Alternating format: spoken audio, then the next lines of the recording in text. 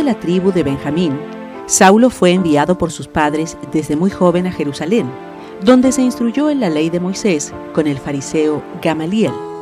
Luego ingresó a la severa secta de los fariseos, convirtiéndose en un perseguidor y enemigo de Cristo. Lo apasionado de su persecución lo llevó a ofrecerse al sumo sacerdote para ir a Damasco a arrestar a todos los judíos que confesaran a Jesús. Pero Dios decidió mostrar su misericordia y paciencia con Saulo, y ya, cerca de Damasco, una luz del cielo brilló sobre él y sus compañeros, cegándolo por espacio de 3 días, tiempo en el que permaneció en casa de un judío llamado Judas, sin comer ni beber. Por revelación de Cristo, el cristiano Ananías fue al encuentro de Saulo, quien recuperó la vista y se convirtió, accediendo al bautismo y predicando en las sinagogas al Hijo de Dios, con gran asombro de sus oyentes.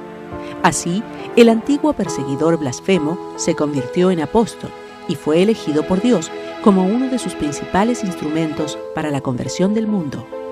Precisamente en el camino de Damasco, en los inicios de la década del año 30 del siglo I, se verificó el momento decisivo de la vida de San Pablo.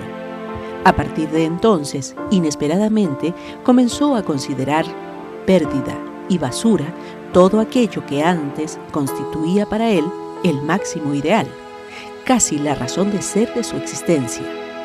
¿Qué es lo que le sucedió?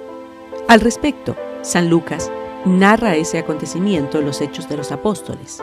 Cristo resucitado se presenta como una luz espléndida y se dirige a Saulo. Transforma su pensamiento y su vida misma.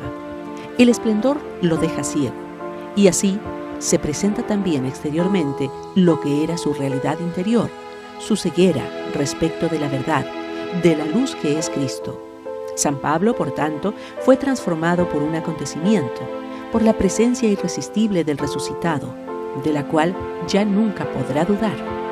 Ese acontecimiento cambió radicalmente la vida de San Pablo y se debe hablar de la conversión. Él mismo nunca habló detalladamente de este acontecimiento, tal vez porque podía suponer que todos conocían lo esencial de su historia.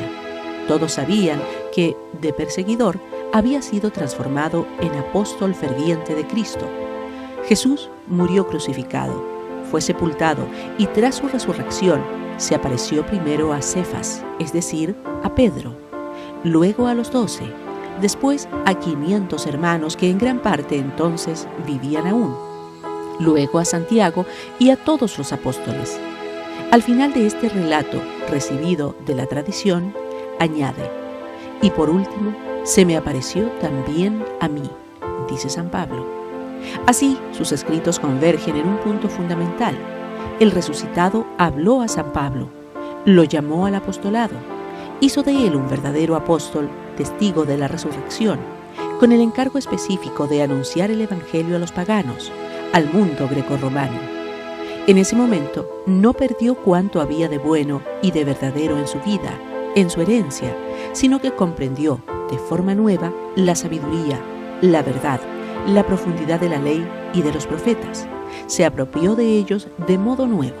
Al mismo tiempo, su razón se abrió a la sabiduría de los paganos al abrirse a Cristo con todo su corazón.